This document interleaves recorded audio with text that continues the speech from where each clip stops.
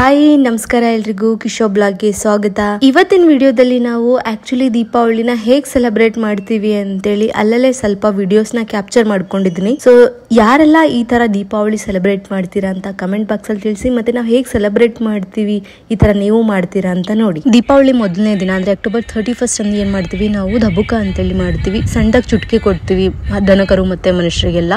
ಅದಾದ್ಮೇಲೆ ಪೂಜೆ ಎಲ್ಲ ಮಾಡ್ತೀವಿ ವೆಹಿಕಲ್ಸ್ಗೆಲ್ಲ. ಆಮೇಲೆ ಲಕ್ಷ್ಮೀ ಪೂಜೆ ಮಾಡಿಬಿಟ್ಟು ನೆಕ್ಸ್ಟು ನಾನ್ ವೆಜ್ ಇರುತ್ತೆ, ಅಂದರೆ ಅಮಾವಾಸ್ಯೆ ಅಲ್ವಾ, ಆವತ್ತಿನ ದಿನ ನಾನ್ ವೆಜ್ ಮಾಡ್ತೀವಿ.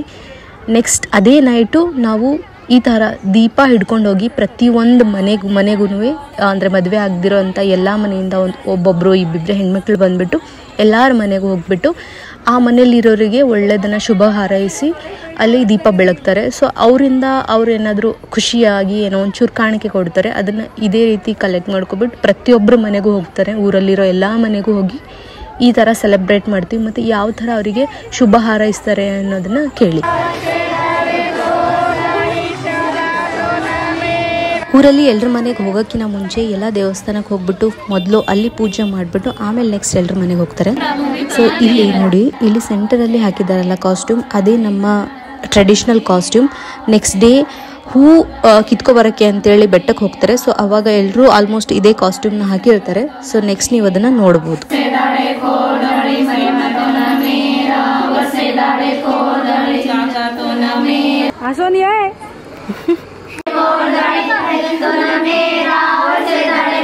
ಊರಲ್ಲಿ ಎಲ್ಲರ ಮನೆ ಮುಗಿಸ್ಕೊಬರೋ ಅಷ್ಟರಲ್ಲಿ ರಾತ್ರಿ 2 ಗಂಟೆ ಆಗಿರುತ್ತೆ.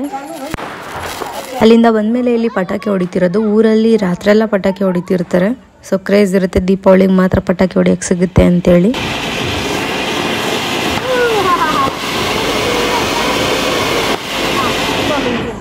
ಇಲ್ಲಿ ನಾವು ಆಕಾಶ ದೀಪನ ಹಚ್ಚಕ್ಕೆ ಟ್ರೈ ಮಾಡ್ತಾ ಇದ್ವಿ, ಬಟ್ ಅದು ಹತ್ತನೇ ಇರಲಿಲ್ಲ. ಲಾಸ್ಟಿಗೆ ನೋಡಿದ್ರೆ ಅಲ್ಲೆಲ್ಲೋ ಒಂದು ಕಡೆ ಓಪನ್ ಆಗಿಬಿಟ್ಟಿತ್ತು. ಸೊ ಸರಿ ಸುಮಾರು 5 ನಿಮಿಷ ಇದನ್ನೇ ಮಾಡಿದ್ದೀವಿ ನಾವು. ಇದು ಅಟ್ಟಾರ್ ಫ್ಲಾಪ್ ಆದಮೇಲೆ ಅಟ್ಲೀಸ್ಟ್ 60 ಶಾಟ್ ಹೊಡೆಯೋಣ ಅಂತೇಳಿ ಹಚ್ಚಿದ್ವಿ. ಅಷ್ಟಲ್ಲೇ ಇಲ್ಲೊಬ್ರು ನಮ್ಮ ಫ್ರೆಂಡ್ ಬಂದ್ಬಿಟ್ಟು ಅದನ್ನು ಎತ್ಬಿಟ್ಟು ಆ ಕಡೆ ಈ ಕಡೆ ಅಂತೇಳಿ ತಿರ್ಗ್ಸಕ್ಕೆ ಸ್ಟಾರ್ಟ್ ಮಾಡಿದ್ರು. ನಮಗೆ ಬೇರೆ ಸಿಕ್ಕಾಪಟ್ಟೆ ಭಯ ಆಗಕ್ಕೆ ಸ್ಟಾರ್ಟ್ ಆಯಿತು. ಯಾಕಂದರೆ ನಮ್ಮ ಮನೆ ಮೇಲ್ಗಡೆ ಎಲ್ಲ ವಯರ್ ಇದೆ, ಕರೆಂಟ್ ವಯರು. ಎಲ್ಲಿ ಒಂಚೂರು ಮಿಸ್ ಆಗಿ ಏನಾದರೂ ಎಡವಟ್ಟು ಆಗ್ಬಿಡುತ್ತೆ ಅಂತೇಳಿ ನಾವು ಕಿರಿಸ್ತಾ ಇದ್ದೀವಿ, ಅಯ್ಯೋ ಕೆಳಗಡೆ ಇಡೋ ಅಂತೇಳಿ. ಆಮೇಲೆ ಅವ್ರು ಇಟ್ಟರು ನೋಡಿ.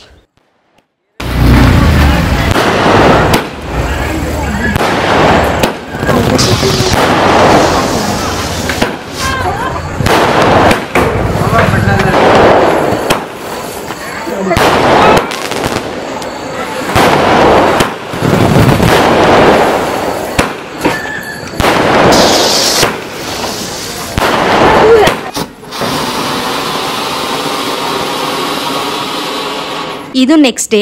ಮದುವೆ ಆಗದಿರೋ ಎಲ್ಲ ಹೆಣ್ಮಕ್ಳು ಹೂ ಕೀಳೋಕೆ ಅಂತೇಳಿ ಬೆಟ್ಟಕ್ಕೆ ಬಂದಿದ್ದಾರೆ. ಸೊ ಇಲ್ಲಿ ಇವ್ರ ಕೈಲಿ ಏನಿದೆಯಲ್ಲ ಯೆಲ್ಲೋ ಕಲರ್ ಹೂ, ಈ ಹೂಗೋಸ್ಕರ ಇದನ್ನ ಕಣಗ್ಲು ಹೂ ಅಂತಾನು ಕರೀತಾರೆ ಅನ್ಕೋತೀನಿ ಮೇ ಬಿ ಕನ್ನಡದಲ್ಲಿ.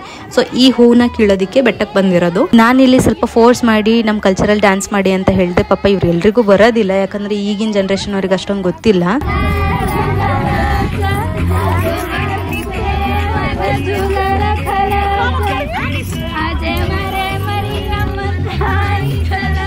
ಇಲ್ಲಿ ನಾವು ಡ್ಯಾನ್ಸ್ ಸ್ಟಾರ್ಟ್ ಮಾಡಿದ್ಮೇಲೆ ಹಿಂದ್ಗಡೆ ಟ್ಯಾಕ್ಟ್ರಲ್ಲಿ ಬರ್ತಿರೋಂಥ ಹುಡುಗರು ಕೂಡ ಮ್ಯೂಸಿಕ್ ಆನ್ ಮಾಡ್ಕೊಂಡು ಸ್ಟಾರ್ಟ್ ಮಾಡ್ಕೊಂಡು ಅವರು ಡ್ಯಾನ್ಸ್ ಮಾಡಕ್ಕೆ ಸ್ಟಾರ್ಟ್ ಮಾಡಿದ್ರು. ಸೊ ನಾವು ಒಂದು ಒಳ್ಳೆ ವೈಬ್ನ ಕ್ರಿಯೇಟ್ ಮಾಡಿದ್ವಿ. ಆಲ್ಮೋಸ್ಟ್ ಎಲ್ಲರೂ ಡ್ಯಾನ್ಸ್ ಮಾಡಕ್ಕೆ ಸ್ಟಾರ್ಟ್ ಮಾಡಿದ್ರು ಇಲ್ಲಿ.